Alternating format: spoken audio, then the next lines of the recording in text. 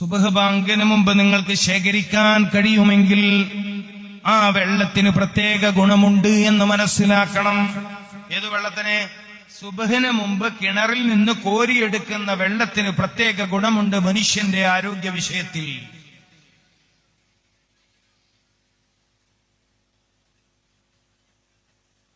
പറ്റുമെങ്കിൽ നിങ്ങൾ അത് ചെയ്യണം. ശുദ്ധമായ പച്ചവെള്ളത്തിൽ സുബഹിന് മുമ്പ് കുളിക്കണതും വലിയ ആരോഗ്യം ഉണ്ടാക്കുന്ന കാര്യമാണ്. ശുദ്ധമായ പച്ചവെള്ളത്തിൽ സുബഹിന് മുമ്പ് കുളിക്കാൻ നിങ്ങൾക്ക് കഴിയുമെങ്കിൽ അത് വലിയ ആരോഗ്യമുണ്ടാക്കി തരും നിങ്ങൾക്ക്.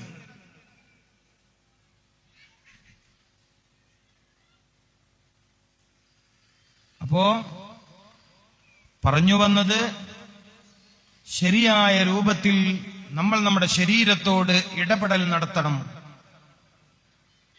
രോഗം വരാതിരിക്കാനുള്ള എളുപ്പമാർഗമാണിത്. മതിയായ അളവിൽ, ശരീരത്തിന് ആവശ്യമുള്ള അത്രയും അളവിൽ ശുദ്ധമായ പച്ചവെള്ളം കുടിക്കുക. അത് രാവിലെ ശേഖരിച്ച വെള്ളമാവുക. ഞാൻ പറഞ്ഞു വന്നത്, ഉഷ്ണകാലം, ചൂട് വല്ലാണ്ട് വർദ്ധിക്കുന്നു. ഈ സദസ്സിലിരിക്കുന്ന ആളുകൾക്ക് ഒരാഴ്ച കൊണ്ട് നിലവിലുള്ള ചൂടിനെ പ്രതിരോധിക്കാൻ കഴിയുന്ന ഒരു ശാരീരിക തലം ഞാൻ ഈ സദസ്സിൽ പറയാൻ പോവാ. ഒരാഴ്ച കഴിഞ്ഞാൽ എത്ര കഠിനമായ വേനലാണെങ്കിലും നിങ്ങൾക്ക് സൂര്യതാപം വല്ലാതെ നിങ്ങൾ അലട്ടില്ല. ഈ ഭൗതിക ലോകത്ത് അനുഭവിക്കാൻ കഴിയുന്ന വലിയൊരു സൗഖ്യത്തെക്കുറിച്ചാണ് പറയുന്നത്. ഈ കാര്യം നിങ്ങൾ ചെയ്യുമെങ്കിൽ ഒരാഴ്ച കഴിഞ്ഞാൽ, അല്ലെങ്കിൽ ഒരു 10 നാൾ കഴിഞ്ഞാൽ വല്ലാതെ ചൂടുണ്ട് എന്ന് നിങ്ങൾക്ക് പറയേണ്ടി വരില്ല. ഒരു പരിധിവരെ ചൂട് കാലത്തോട് പ്രതിരോധിച്ച് നിൽക്കാൻ നിങ്ങളുടെ ശരീരത്തിന്റെ ചർമ്മങ്ങൾക്ക് സാധ്യമാവും. നിങ്ങളുടെ ചർമ്മങ്ങൾ, നിങ്ങളുടെ തൊലികൾ അതിനോട് പൊരുതി നിൽക്കാൻ കഴിവുള്ളതാവും. അതിലൊന്ന് ഒരുപാട് പച്ചവെള്ളം കുടിക്കുക. രാവിലെ മുതൽ, പ്രത്യേകിച്ചും ഉച്ചയ്ക്ക് ശേഷമാണ് കൂടുതൽ അളവ് വെള്ളം കുടിക്കേണ്ടത്. വെള്ളം ഒറ്റയടിക്ക് കുടിക്കാതിരിക്കുക. ഇതൊക്കെ പഠിക്കേണ്ട കാര്യമാണ്. ദാഹം തീരില്ല പ്രിയപ്പെട്ടവരെ. ഒരു ഗ്ലാസ് വെള്ളം കൊണ്ട് ദാഹം തീരും. പക്ഷെ സുന്നത്തായ രൂപത്തിൽ കുടിക്കണം. മുറുക്കായി കുടിക്കുക എന്നാണ് പറയുക, അല്പാൽപമായി കുടിക്കുക എന്നാണ് പറയുക. അല്പാൽപമായി നിങ്ങൾ ഒരു ഗ്ലാസ് വെള്ളം കുടിക്കുന്നതും ഒരൊറ്റ സ്പീഡിൽ ഒരു ബോട്ടിൽ വെള്ളം കുടിക്കുന്നതും രണ്ടും വല്ലാത്ത വ്യത്യാസമുണ്ട്.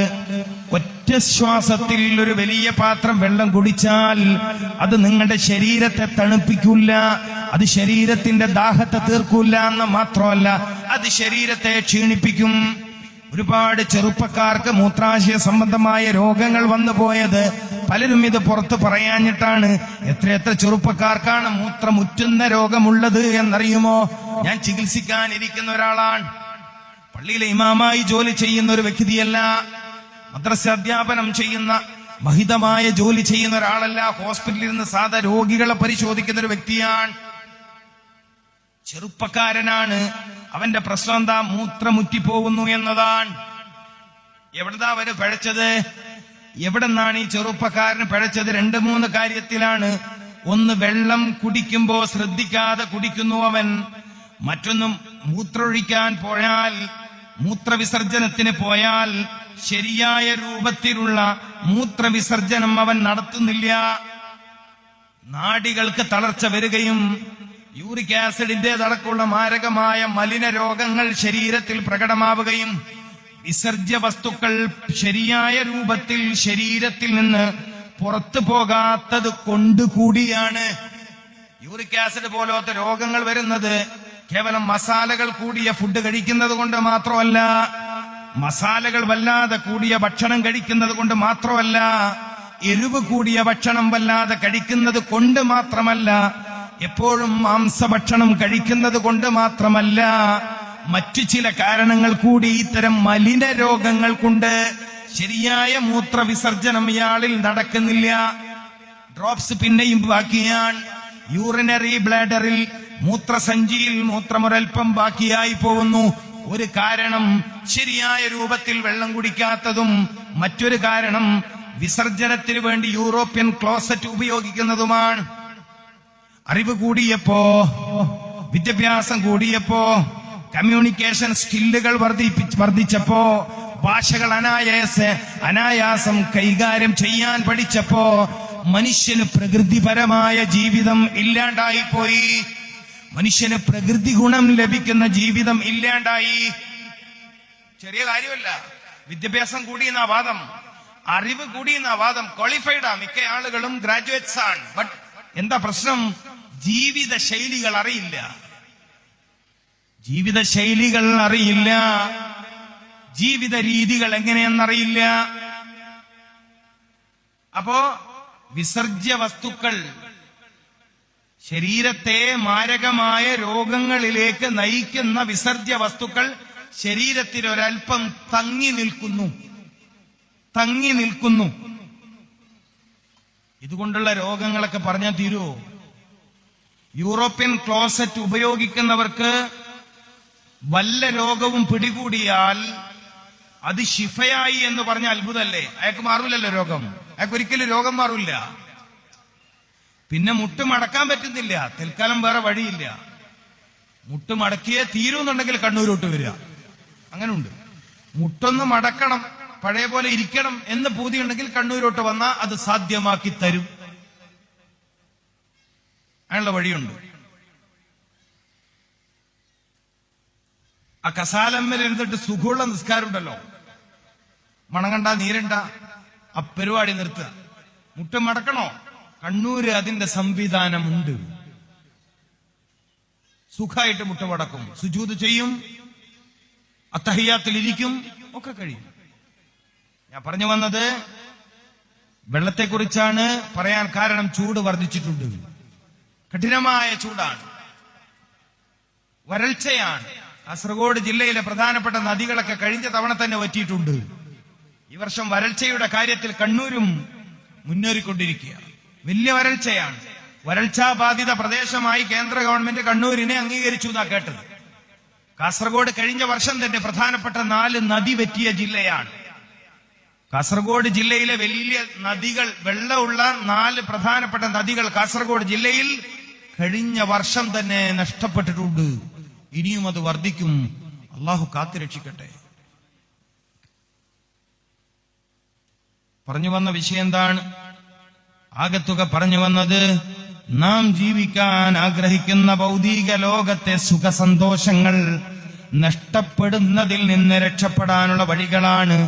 അതിലേറ്റവും പ്രധാനപ്പെട്ടതാണ് ചൂട് വർദ്ധിക്കുന്നതിനോട് എങ്ങനെയാണ് പ്രതിരോധിക്കുക. ചൂട് വർദ്ധിക്കുന്ന കാലമായതുകൊണ്ട്, ചൂട് വല്ലാതെ വർദ്ധിക്കുന്ന കാലമായതുകൊണ്ട് ചൂടിനോട് എങ്ങനെയാണ് പ്രതിരോധിക്കേണ്ടത് എന്ന് ചോദിച്ചാൽ ഒരു വഴി ശുദ്ധമായ പച്ചവെള്ളം കുടിക്കുക. പിന്നെയോ? പിന്നെന്താ വഴി? പിന്നെയും ഒരുപാട് വഴികളുണ്ട്. സാധാരണ ആരോഗ്യരംഗത്തുള്ള വിദഗ്ധന്മാര് നമ്മളോട് പറയാറുള്ളത് 8 മണിക്ക് ശേഷം വെളിയിലിറങ്ങി വെയിൽ കൊള്ളരുത്, 5 മണി വരെ. നല്ല ഉപദേശമാണ്. ആരോഗ്യ പരിപാലന രംഗത്ത് പ്രവർത്തിക്കുന്ന ഗവൺമെന്റ് സംവിധാനങ്ങളൊക്കെ നല്ലത് തന്നെയാണ്. അവരുടെ ഉപദേശങ്ങളൊക്കെ പരമാവധി നമ്മൾ സ്വീകരിക്കുക തന്നെ വേണം. സ്വീകരിക്കണം. എല്ലാ നല്ല ഉപദേശങ്ങളും നമ്മൾ സ്വീകരിക്കണം. കുട്ടികളെ വല്ലാതെ വെയിലത്തിറക്കരുത്.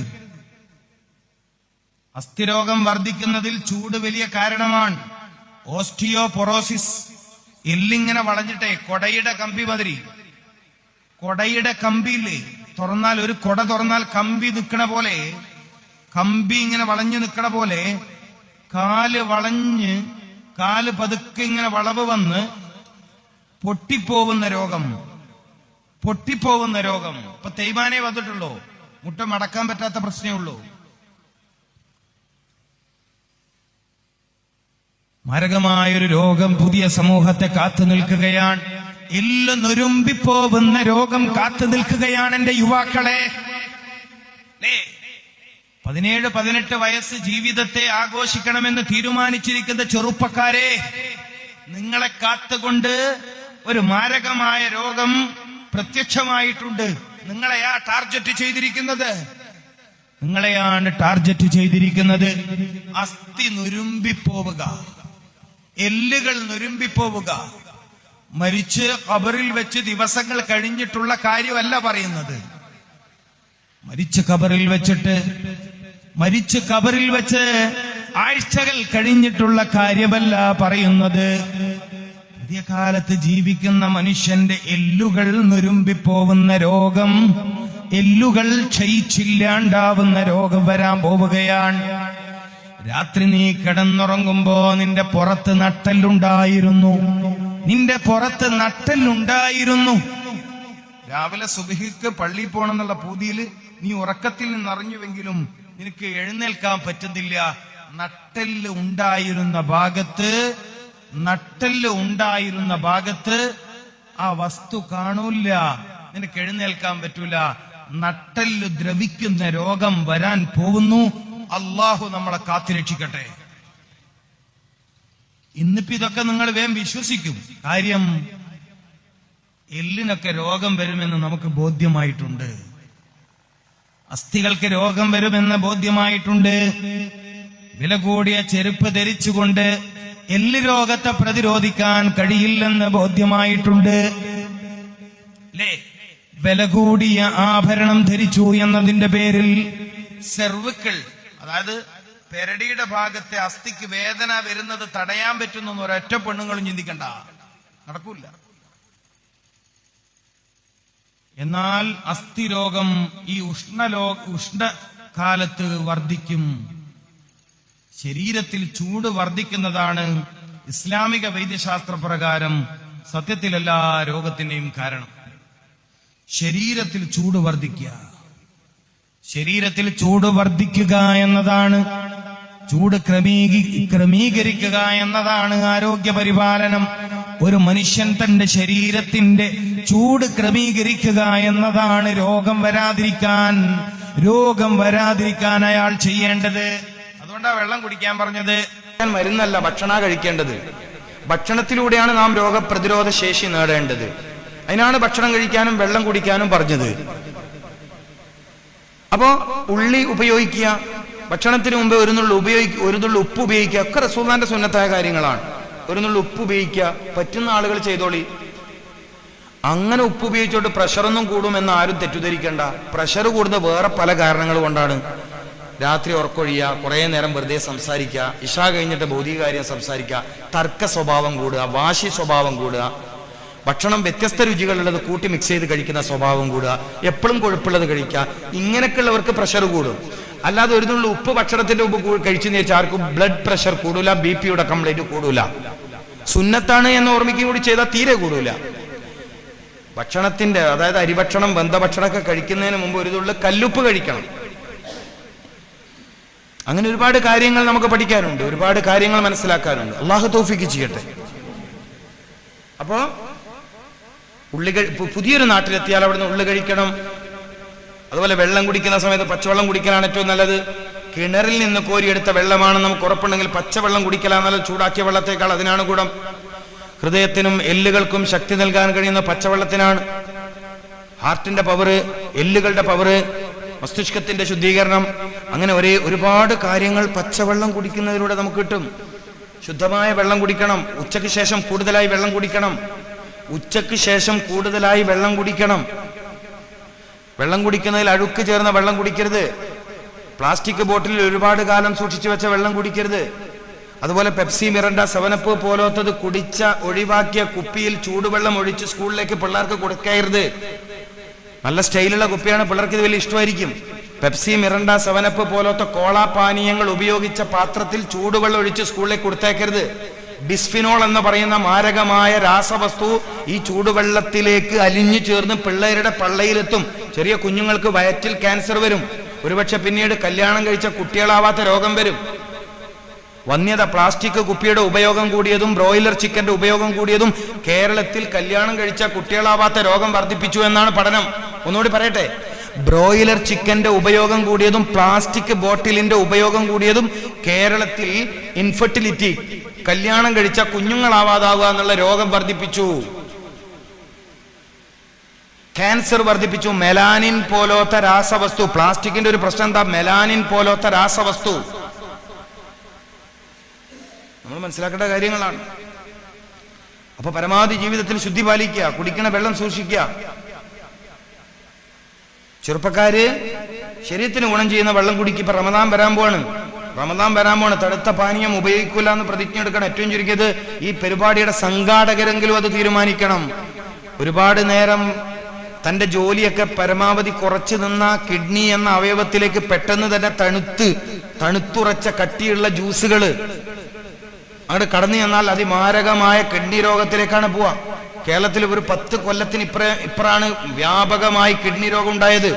ഒരു മാസം 1,20,000-ൽ പരം ആളുകൾക്ക് കിഡ്നി രോഗം കേരളത്തിൽ ഇത്ര കണ്ട് വളരാൻ കാരണം എന്തേ? ജ്യൂസിന്റെ കുടി, അസീറുകൾ. പൂർവികരായ ഇമാമിങ്ങൾ എഴുതി വെച്ച കിതാബുകളിൽ കാണുന്നില്ലേ, പഴങ്ങൾ ചാറാക്കി ഉപയോഗിക്കരുത്. എന്തുകൊണ്ടാ? പ്രശ്നമാണ്. പലപ്പോഴും അതിന്റെ നാരുകൾ എത്തൂല്ല. അപ്പൊ ഓറഞ്ച് ജ്യൂസ് അടിച്ചു വാങ്ങി അതിന്റെ നാരടിച്ചിട്ട് അവൻ തരുന്നത്. ഈ നാര് ശരീരത്തിലെത്തണ്ടേ? മുസംബി ജ്യൂസ് അടിച്ചു, അതിന്റെ നാര് കിട്ടണ്ടോ നമുക്ക്? ആ നാരുകൾ അവൻ അരിച്ചെടുത്തത് കളയാണ്. പഴങ്ങളായി കഴിക്കുക, പഴങ്ങളായി കഴിക്കണം. റമദാൻ വരുന്നതുകൊണ്ടാണ് ഞാൻ പറഞ്ഞത്, റമദാനിൽ നിങ്ങൾ ജ്യൂസ് കുടിക്കൂല എന്ന് ഈ വർഷം തീരുമാനിക്കണം. ഏറ്റവും ചുരുക്കിയതിന്റെ സംഘാടകരും തീരുമാനിക്കണം. കുടുംബിനികളായ സഹോദരിമാര്, 10,000-കണക്കിന് ചെറുപ്പക്കാരെ കേരളത്തിൽ കിഡ്നി രോഗത്തിലേക്ക് ചവിട്ടി താഴ്ത്തിയ ഇത്തരം തണുത്ത പാനീയങ്ങൾ റമദാൻ ഷരീഫിൽ ഉപയോഗിക്കില്ല എന്ന് തീരുമാനിക്കണം. എനിക്കറിയില്ല ഇവിടുത്തെ നോമ്പ് മുറി സമയത്ത് എങ്ങനെയാണ് ഇവിടുത്തെ പ്രയോഗം എന്ന് എനിക്കറിയില്ല. ഞങ്ങളുടെയൊക്കെ ഭാഗത്ത് നോമ്പ് മുറി സമയത്ത് ചൂടുള്ള കഞ്ഞി ഉണ്ടാവും, ചൂടുള്ള ചായ ഉണ്ടാവും, തണുത്ത ജ്യൂസ് ഉണ്ടാവും, നാരങ്ങാവെള്ളം ഉണ്ടാവും, പല കോലത്തുള്ള പാനീയങ്ങൾ ഉണ്ടാവും. നോമ്പ് മുറിക്കുന്ന സമയത്ത് ഇതിനൊന്നും പ്രസക്തി ഇല്ല. ഈത്തപ്പഴം, വെള്ളം, നിസ്കാരം, ദുആ, മഗ്രിബിന്റെ സമയത്തുള്ള ദുആഇന്റെ സമയം നഷ്ടപ്പെടുത്താണ്. തിന്നാനും കുടിക്കാനുള്ള ഉത്സാഹം പറഞ്ഞിട്ട് മസ്ജിദുകളിൽ നടക്കുന്ന നോമ്പ് തുറയിൽ വരെ ബാങ്കിന്റെ തൊട്ട് മുമ്പുള്ള അനുഗ്രഹീതമായ സമയത്ത് ദുആ ചെയ്യുന്ന ആളുകളെ കാണാനില്ല എന്ന്. റമദാൻ ഷരീഫിന്റെ ഓരോ പകലിന്റെയും അവസാന സമയം നോമ്പ് തുറയുടെ തോമ്പ് മുറിക്കുന്നതിന് തൊട്ട് മുമ്പ് ദുആഇന് ഇത്രയും ഫളായിലുള്ള, ദുആഇന് ഇത്രയും ഇജാബത്തുള്ള സമയത്ത് അങ്ങോട്ട് വെക്കുക, ഇങ്ങോട്ട് വെക്കുക, അതെടുക്കുക, ഇതെടുക്കുക, അങ്ങോട്ട് കൊടുക്കുക, ഇങ്ങോട്ട് കൊടുക്കുക. അടുക്കളയിൽ പെണ്ണുങ്ങൾ ചായ കാച്ചുക, പാലൊഴിക്കുക. എന്ത് റമദാനാണെന്ന് മനസ്സിലാക്കിയിട്ട്, തിന്നാനും കുടിക്കാനുള്ള മാസമല്ല എന്ന് മനസ്സിലാക്കിയിട്ട്, ഇബാദത്ത് എങ്ങനെയാണ് ചെയ്യേണ്ടത് എന്ന് മനസ്സിലാക്കിയിട്ട് ഒരു ചിട്ട വരുത്തണം എൻ്റെ ഈ ഉമ്മത്ത് സമുദായം. ഇബാദത്തുകൾ എങ്ങനെയാ കൊണ്ടു നടക്കേണ്ടത്? ആരാധനാ മാസത്തെ എങ്ങനെയാ കൊണ്ടു നടക്കേണ്ടത്?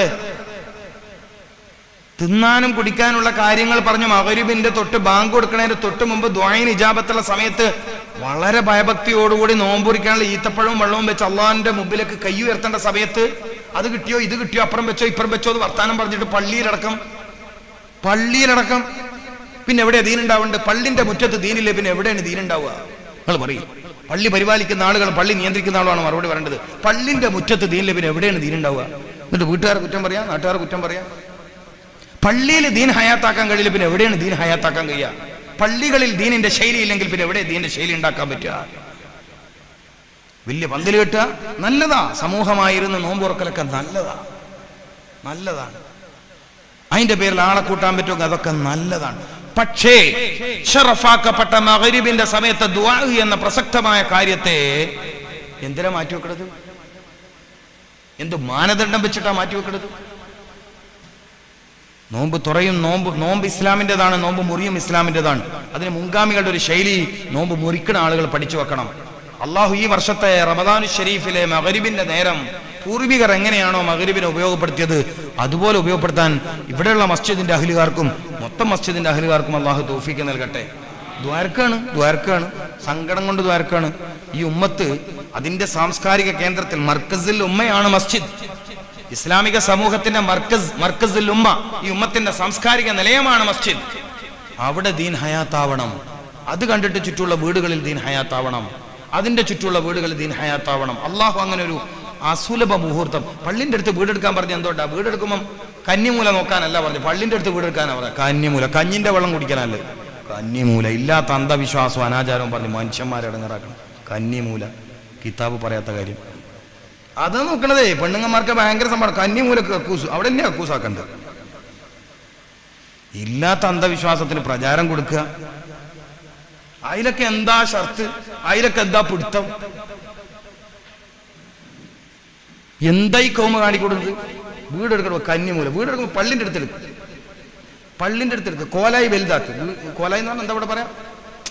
ആള് കയറി വരുന്ന സ്ഥലം വലുതാക്കുക, റൂം ചെറുതാക്കുക.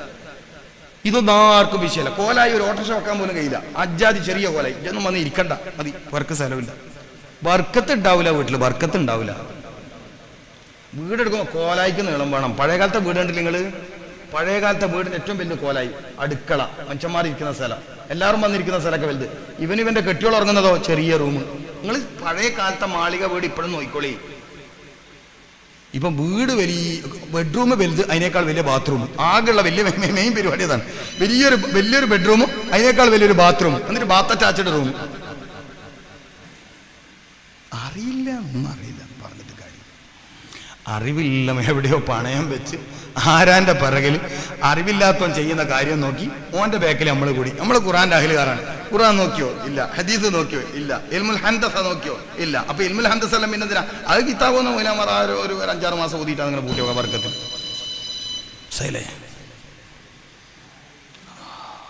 ശൈലി. പരമാവധി ഇതൊക്കെ പഠിക്കണം നമ്മൾ. അപ്പൊ ഏതായാലും ഈ വർഷത്തെ റമദാനു ഷരീഫിൽ ഈ കാര്യം കൂടി നിങ്ങളൊന്ന് പരിഗണിക്കണം. നോമ്പ് മുറിക്കുന്ന സമയത്ത് ഈ കാര്യങ്ങൾ കൂടി പരിഗണിക്കണം. അള്ളാഹു തൗഫീഖ് നൽകട്ടെ. ഏതായാലും നല്ല ഭക്ഷണത്തെ തെരഞ്ഞെടുത്ത് കഴിക്കുക.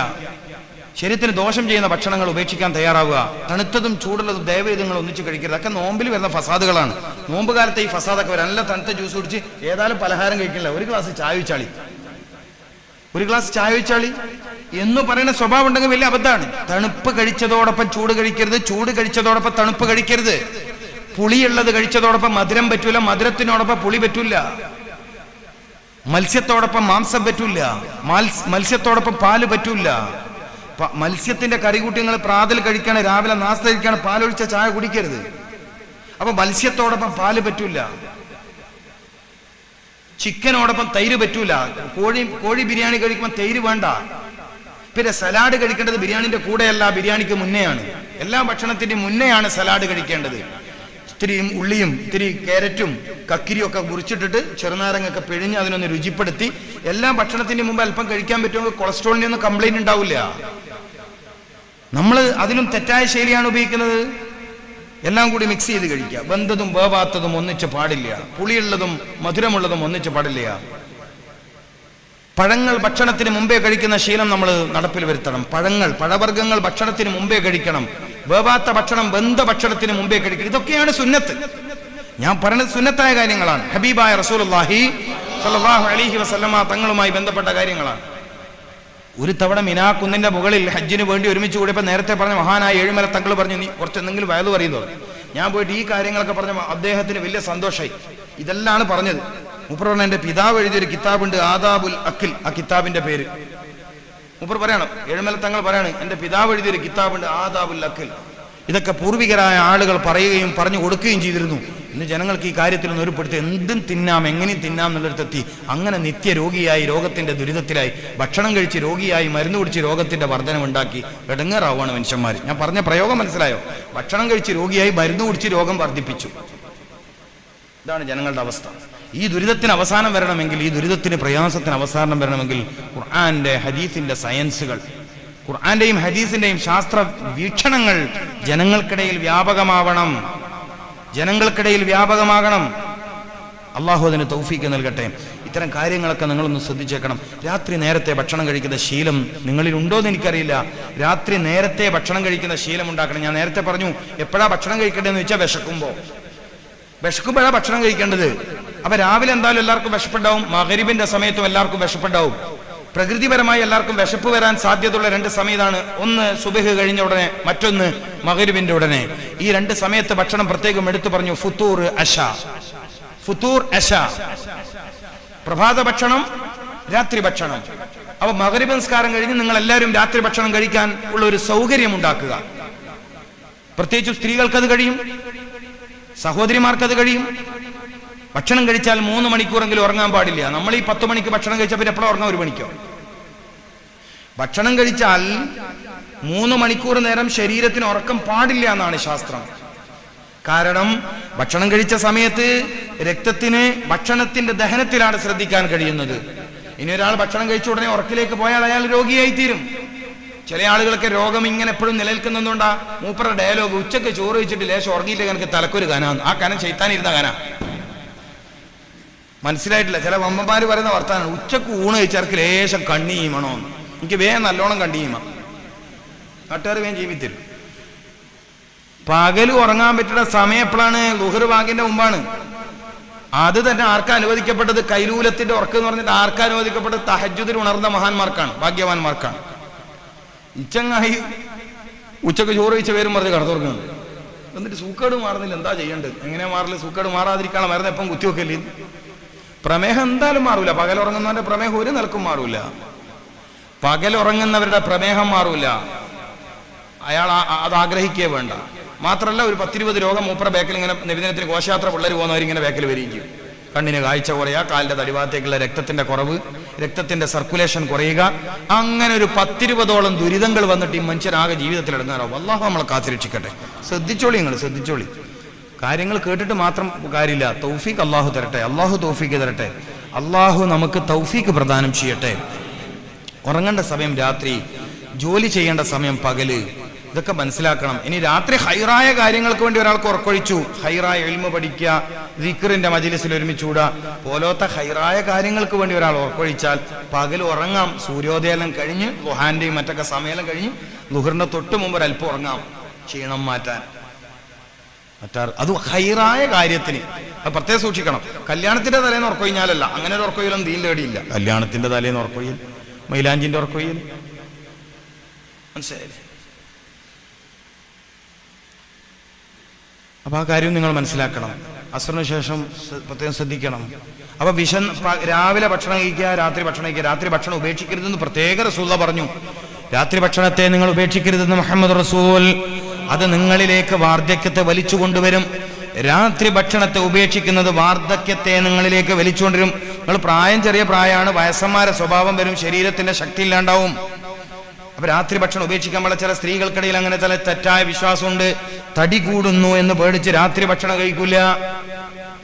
തടി കൂടുന്നു എന്നതാണ് അവർ പറയുന്ന ന്യായം. എന്നിട്ട് പകല് നല്ലോണം വെച്ച് വാട്ടിയും ചെയ്യും. അതിന് വലിയ അളവൊന്നും ഉണ്ടാവില്ല.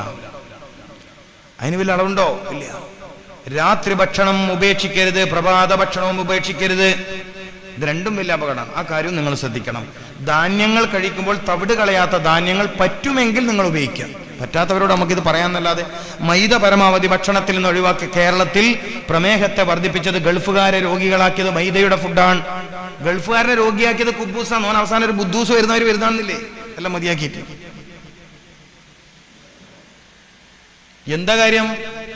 രാത്രി ജോലിയെല്ലാം കഴിഞ്ഞ് കുടുംബക്കാർ എപ്പോഴും നെയ്ച്ചോറ് ഇറച്ചിക്കറിയും അല്ലേ, പിള്ളേർ ബിസ്ക്കറ്റ്. എന്താണ് ഗൾഫുകാരന്റെ ഇവിടുത്തെ ജീവിതം? കുടുംബത്തിന്റെ അവനോ അവിടുത്തെ ജീവിതം എന്താണ്? പാവം. ഇങ്ങനെ അട്ടിക്കട്ടില് ഒരുത്തായാലും ഒരുത്ത മുകളിൽ, തായലുള്ള നാടെല്ലാം സ്വപ്നം കണ്ടിട്ട് ഇങ്ങനെ എണീച്ച് പോയാൽ തല മുകളിൽ കുത്തിയിട്ട് സിക്കുകാരന്റെ മുഴ തലക്ക് അമ്മാതിരി കട്ടുമല ഇവൻ കിടക്കണ് ഗൾഫില്.